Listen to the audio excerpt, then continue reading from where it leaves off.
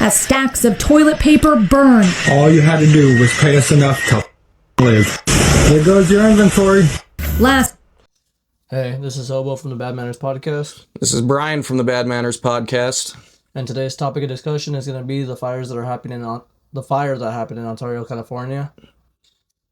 So, you're a little more invested in this than I am. Mm-hmm. This is something that you particularly wanted to approach. So what are you taking away from this? Well, I've seen a lot of discussion on TikTok talking about how it's kind of back and forth. There's a lot of people that are saying that he's a hero, that he's, doing basically the same thing that Luigi Mangione did. Sticking up for the lower class people and, sticking it to the CEOs and everything. But I've also seen a lot of people bashing it, basically bashing everything that he did because it had disastrous consequences for not just, the company involved. It didn't really do anything negative. There's insurance in place for stuff like this. They're not going to lose any money. They're probably going to be stopped in production for like a little bit, but that's not going to meaningfully affect them at all.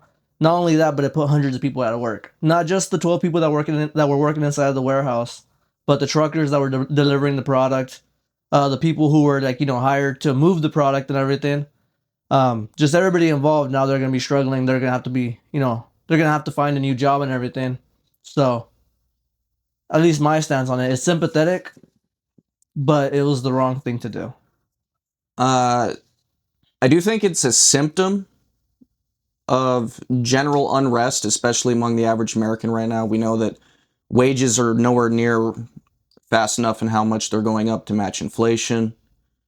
We know that corporations are continuing to post record profits. Mm-hmm. Stock market's doing fantastic. I think today, Trump was bragging about the S&P 500 again today. No average American is feeling any of the benefits of that. And you have this disconnect going on between the political class, which is acting like, oh man, this is rolling. We're going great. And then the corporations posting profits. And then you got somebody at the bottom that, making maybe $20 an hour in a warehouse, which is pretty backbreaking work. Mm-hmm. Goes to a grocery store and beef is $7 a pound. One of the funniest things that I saw today was, I think it was not Costco. It was one of the grocery stores. There was a fruit bowl that was selling for $40. Imagine working 2 hours of your life to be able to afford a fruit bowl. That's like tell me you hate me without telling me you hate me. What? Obviously, the interesting thing with grocery stores, I don't know if you know this. Yeah, we complain about how major corporations record profits. The margins that grocery stores run on are actually quite low. Yeah, so, I know that for a fact. So if they're doing that, that's where they feel they need to price it in order for it to be reasonably profitable to sell that thing, because they're not price gouging per se. Most of what we're seeing with those prices are, of course, energy costs. Say hello, Iran war. You have ongoing inflation because of monetary policy. And those two things, combined with the suppression of wages, they're not only are they not going to be able to afford it, I can speak for myself. I'm already priced out of beef, basically. Yeah. When I go in and I see that beef that used to sell at $3 a pound and was very safely affordable just a few years ago, and now it's $7 a pound on sale, you're like, I'm going to have to just change my purchasing habits and start going with some cheaper, less desirable alternative. So I'm going to hit you with probably the wildest analogy you will ever get out of this. Have you by chance have heard of somebody in social media called Clavicular? I've heard that a lot of bad things have been happening to him, but I have absolutely no idea who he is. So he's a young man that's big on looks maxing, making himself look as physical appealing as possible. I regard him as a symptom of this mouse experiment that was once done. Scientists gave mice a surplus of everything they could possibly need to thrive. Oh, I heard about that. And by the end of the experiment, they all died because their society collapsed. And in that society, mice, you had males at a certain point that became what the scientists called the beautiful ones. They didn't mate. They just groomed themselves all the time, made themselves look as physically appealing as possible, but no procreation. Yeah. I regard him as a symptom of a significant societal issue. This is not really an attack on his character. It's just, he's a symptom. Well, this arson, it's a symptom. The system is not working for the lowest echelons of society. Mm-hmm. The lower classes, like the unskilled labor, because warehouse work falls under the unskilled labor umbrella. It's hard work, it's honorable work, but it's going to break your body and you're not going to be getting paid great to do it. Once this country started taking in large amounts of foreign labor, it diluted the wages of that particular form of work. And of course, they've never risen appropriately since. We have this very large labor pool with a lot of low to unskilled people. So that labor is simply not that valuable. Well, for one reason or another, of course, you could argue, well, maybe he should have gotten better skills or whatever. If we all had the better skills, society wouldn't have anybody doing the lowest, right? Yeah. Somebody's got to be the guy that mucks the sewers, cleans the pipes. So Not even that. Not even just that. Serves the food. Basic. yeah, Basic necessities. yeah, they're absolutely necessary. So if society is structured in a way that the absolute lowest can't at least feel like their work is able to get them somewhere or at least cover their basics, it's going to lead to this kind of discontent that makes them feel like, well, I don't have anything. The system's not working for me. It's not going to get better. And they begin to do this. Mm-hmm. So I don't find the act of burning down this warehouse desirable. Like, I'm not like, yay, this is a hero. It's a sad symptom and a sign that, yeah, things need to get fixed. Where I put this on you is, what would you do to begin actually trying to fix this? I'm gonna be honest. That's a loaded question. I can't even begin to imagine what would need to be done to effectively, cause change. Like that's an incredibly loaded question. Because while destructive means like this don't realistically do anything, like this is such an outlier. The reason this story and the Luigi Mangione story got such traction is because it was something that was like, so out of the park. But if essentially it didn't lead to anything. Like, yeah, there's a lot of people online talking about it, like, saying like, oh yeah, social, what was it? Class wokeness? It's class warfare, effectively. Yeah. But it didn't do anything. New CEO hired. Well, looking at the Mangione thing, because you drew the parallel with it right in the introduction. It's in the comments, I think. It was right there.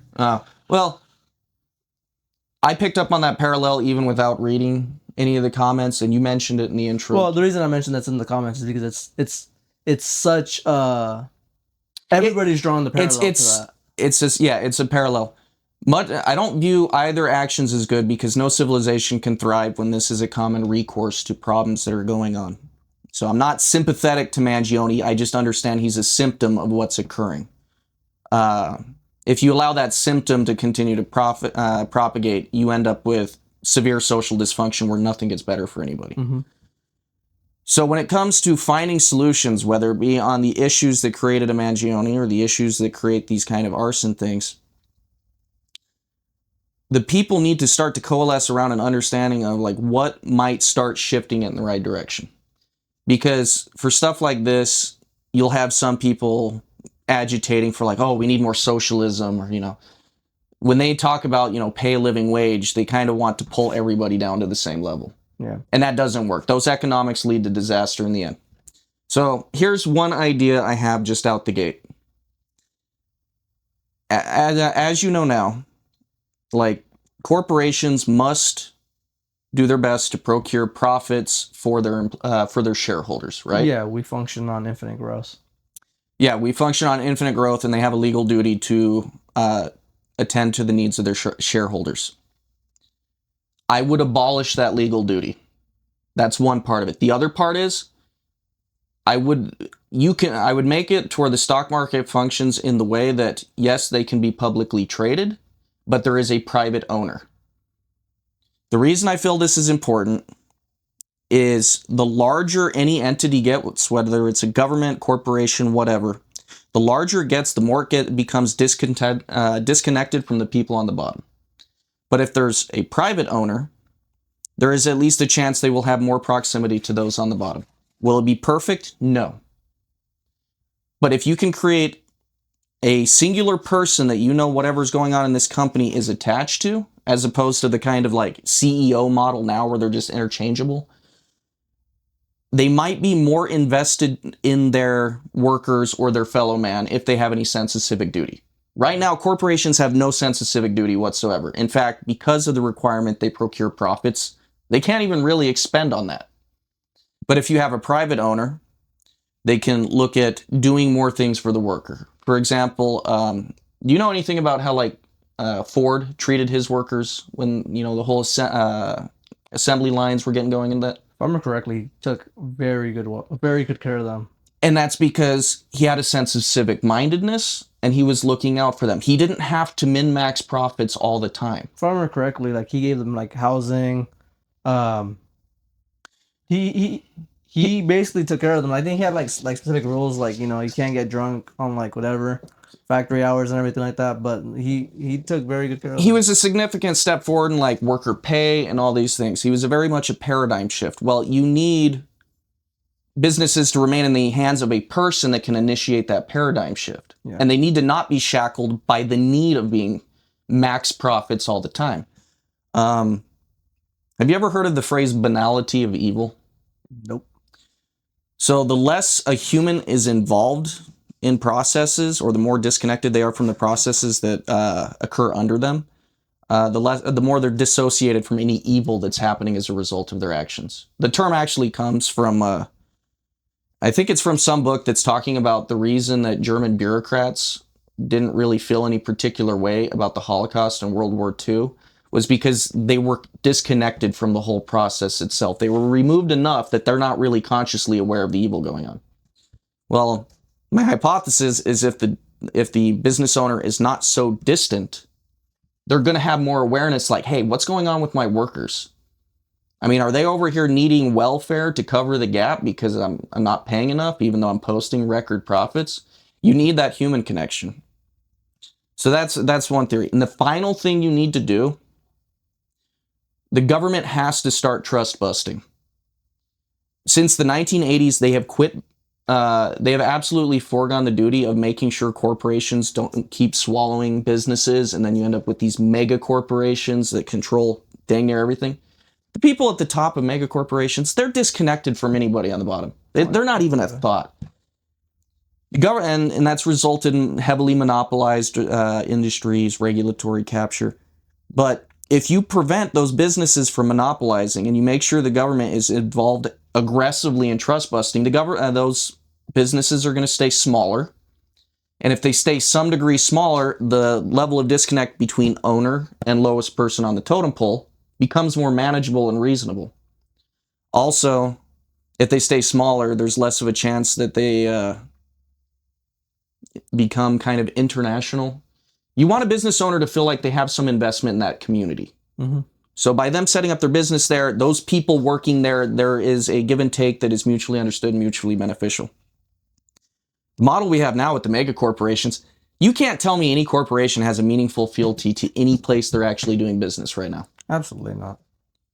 So yeah, it's those three things. Trust bust. The stock market can keep functioning, but businesses must stay privately owned, and the duty to maximize profits at all time has to be abolished. Do you disagree with any three of them, or do you got any ideas you could add on to them? No, I actually agree with just about everything that you just said. I personally dislike the idea of infinite growth. I don't think that it's healthy for really anybody. We cannot function on infinite growth. Eventually, it's gonna need to stop, or it's gonna collapse in on itself. We're seeing a lot of deterioration of like regulation, not regulations, but they're adhering to the regulations by technical means. Like what I'm talking about is like the fake meat, Red 40, like all the crap that they're putting in our food. That is, of course, they've been doing that forever. Yeah. What you just mentioned is such a remarkably... the Christian perspective, of course, is you work to obey the spirit of the law. You understand what they're actually trying to accomplish with something like a regulation, and you try to fulfill it in spirit, even if you could weasel around it by being what you'd call legalistic about it. Like, oh, well, it doesn't specifically say I can't do this thing. Yeah. But you would understand it's wrong because you understand what they're generally trying to get at in the process. Yeah, that's a very Christian perspective of it. If you're somebody that does not believe in that concept of spirit of the law, then absolutely, what are you going to do? You're going to like work around every single one you can. The lawyers are going to make sure they squeeze that regulation in your benefit as much as you possibly can. I mean, heck, why do you think that there's high-paid lawyers? It's their job to violate the spirit of the law to the absolute utmost that they can manage. But, plus another reason they write those regulations, they know the corporation's going to be able to work around. Anybody that wants to compete with them is going to be unable to afford those level of lawyers, or they might not know the precise way to get the workaround. So if they fail the workaround, they get the hammer of God dropped on them, and then they go out of business and have to sell off their assets to the corporation. So what do you think about in particular, the returning businesses to being forcibly private owned? No more public ownership in the sense that like, oh, well, I'm a shareholder, so I get say. In just about every example that I've witnessed in my personal life, that always meaningfully benefits the workers. Right? I've had several bosses where, like, they own the company, they actually make the rules, and there's a lot more leeway. There's a lot more connection between the between the employees and the boss, and usually the money's better too. Again, yeah, I think especially if you're dealing with Christians, they're going to be more likely to give even more. They're less of the min-maxing profit margin. You can obviously have a bad boss that is 100%. A privately owned business, but the odds are simply lower. And I look at it as like a game theory thing. You want to set up a system where you decrease the odds of abuse as much as possible, and also create a sense of community. Like, I'm a business owner. I'm invested in this community. I want my workers to do well because I do well. And they'll feel a human connection there instead of it just being, a interchangeable cog where I don't really need this employee. I can just hire somebody else. And life goes on. All is great. And if I can pay that new employee even less, all the better. Yeah. Like, when I was somewhat younger, I used to be very much into libertarian theory. It was be a very cold, hard, the market will determine, everything is dollar signs in the end. And I've actually come to the impression, you need a human attachment element for the market to work in a way that the civilization is actually benefiting. So you're on board with the idea, let's bring back private ownership across the board. Yeah. Okay. Real quick, back to the topic at hand, the video. I want to ask you. So, obviously, we've had a lot of warehouse fires within this past couple of weeks. There was the one that happened on April 7th. There was another one that happened, I think it was like April 10th, somewhere around there. Mm-hmm. With the Amazon warehouse that the fire caught on top. And there was even another one. What was it? It was I think it was another Amazon warehouse that got caught fire. So there's been a bunch of them. Yeah, there's been 3 major fires that's happened within the past week. A lot of people are using all these fires in connection to try to make it like a class warfare thing. I've actually read up on a couple of them. I know that the one that happened on the 10th, that one wasn't at all intentional. Nobody started that for any type of reason. It was just a solar panel that caught fire.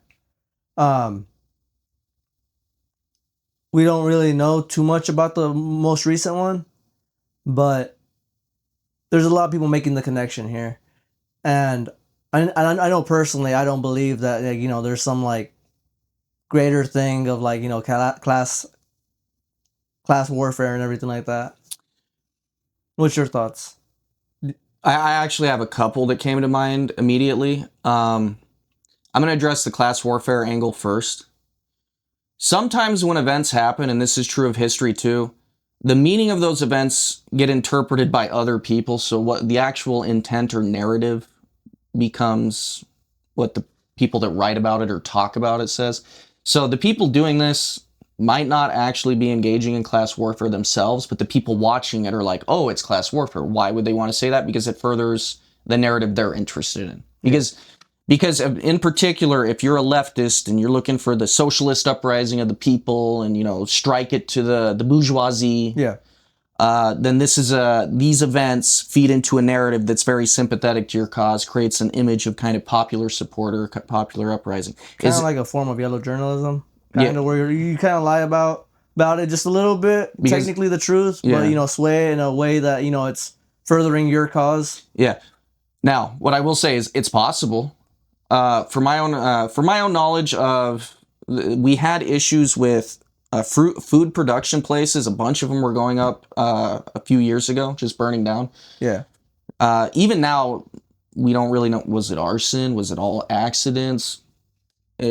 So here's my thoughts. Some of them are probably genuine accidents. You mentioned the solar panel fire. How many of those are genuine accidents? Unknown until clearly stated, and the fire departments say, okay, it was this. Mm-hmm. But you looking at it more conspiratorial, even those accidents could potentially be sabotage, right? Yeah. So there's kind of this, we're not in war, but you'd call it a fog of war. Yeah. There's a certain amount we know, and there's a lot we don't know, and we have to guess what the truth is in between. Is it class warfare? Maybe. Here's my actual other second thought. Copycat criminals. Yeah. Some people will copy crimes because it's drawing public attention and they're miserable people, and this is kind of their way of both lashing out at society, assuming they get caught, and getting their 15 minutes of fame. And it could be both. It could be somebody that's both engaging in class warfare and they want their 15 minutes of fame. So my guess is some of these could be copycats, could be class warfare, but regardless of which one it is, they're both symptoms of the fact that clearly the people at the bottom are not making it, they're drowning, and nobody is coming to save them. Yeah. The social safety net is not coming to save them, depending on the state you're in. If you're a young man and you're single, getting on things like welfare, good luck. Like, some states are just very hard on you, but if you're a single mom, hey, great. They're going to throw those resources at you. But for the most part, yeah, that's why you're going to see on average, I think, it'd be more often that it's going to be young men engaging this because they're young men of low skill. They're drowning financially. They're probably socially isolated. I would highly doubt that, the person that did the arson in Ontario, California, I doubt he had a great social safety, or not social safety, support network of family and friends. Yeah. Because somebody that feels like they're doing well with family and friends, they're not thinking burn down the local warehouse. That's probably an atomized, isolated, relatively lonely guy. Chronically online. Possibly chronically online, but he's stuck in a circumstance where he doesn't like his life. There's not a vision for where that life's headed. Nobody's going to help him to be able to produce something better, and he's drowning. Yeah. And then when he strikes out in such a way, you start to go, okay, yeah, it's a crime. We can't tolerate this in society. But if you don't start addressing that symptom, what are they left with? It's like, it's like Gen Z young men. A lot of them are going extreme right, but that's because they don't feel that there's a future waiting for them. They see the prosperity that the older generations had, like the boomer generations. Yeah. And they know that the older generations ran up the national debt. They created pervasive inflation. They flooded the country with enough people that wages suck. The political class keeps making sure that they endorse policies that make it suck as much as possible because corporations need the labor. Like, there is nothing... If you are a really young man, like, I know in your case, you managed to find a niche and you're doing fantastic, but, like, the high-skilled are getting replaced by foreign visas. Yeah. The low-skilled already got replaced by, cheap importation of low-skilled labor or machines. Well, machines are going to be an increasing problem. We got the trades left, but I did a video recently on we've got a bipartisan agreement between the left and right that now we need foreign labor for the trades too. It's like the trade pay is great. That's like the way to make it as a young man right now. The last bastion standing, and they want to nuke that one too. Yeah. The cavalry's not coming. And despite how much, like, clearly the United States, despite the fact it's in massive decline, relatively best country on earth still. But if there's no future for the people, especially its young people, there's a great case to be made for revolution from them. Because governments are supposed to serve what? The people. The people and their posterity, which means all the generations that came after the, original founding generation. And the national debt shows we haven't. Have you ever seen what seniors like to do when it comes for voting for themselves to increasingly have more senior-related benefits on government dime? Yeah, stuff like, Medicaid. And I remember Medicaid is obviously a government program, right? Yeah. There is a very famous picture, and people watching this could find it online. There's like an old guy that is apparently a conservative boomer type, but he has a sign that says, "Get your government hands off my Medicare." And it's like, dude, the government's the one that made it. Biting the hand that feeds you. And that's the other thing. We have the reason people criticize the boomers so much is there's so many of them that they had massive political power relative to all the other generations. And as they got older, they started creating more and more programs that would take care of them in their old age. No healthy country spends more resources on its old than its new. So you've impoverished the younger generation so that the older one can feel more comfortable. If you're a Gen Z guy, you should be pissed at everything the older generations have done. And then Gen X and Millennials, which are me, like, we didn't really see what was coming up. Like, things weren't... I grew up in the 90s. Things seemed relatively okay in the 90s. A lot of people think it was the best point in American history. I disagree, but still relatively better. We didn't know what was coming down the pipe for you guys. You guys got smoked and sold out, and you never even got a say in the matter. Yeah. So, you see this stuff, and you're like, yeah. Is it criminal? Yes. Do I get it? Yes. Are you going to see more of it from Gen Z, young men in particular? Because, dude, that's the other thing. Who the hell's looking out for men? Us. Well, yeah, but we have ourselves. We have to be our own advocates. But women are definitely looked out for, whether it be the social safety net being relatively easy for them to access, scholarships at college, easier enrollment at college, hiring practices that are blatantly female preference. Like, women are okay. They're doing just fine. Better than fine, really. Men, the high-skilled ones are getting sold out to foreign labor. The low-skilled one, that's the one that hurts men most. Men need access to the low-skill stuff, especially when they're really young and haven't had the time to acquire skill yet. Yeah. So, yeah, we're going to see more of it. That's a good stopping point for this podcast. Yeah, I think we've covered it pretty effectively. You want to close out? Well, the same thing I always say. You guys have a good night. Thank you. Have a good night. You didn't tell them to subscribe.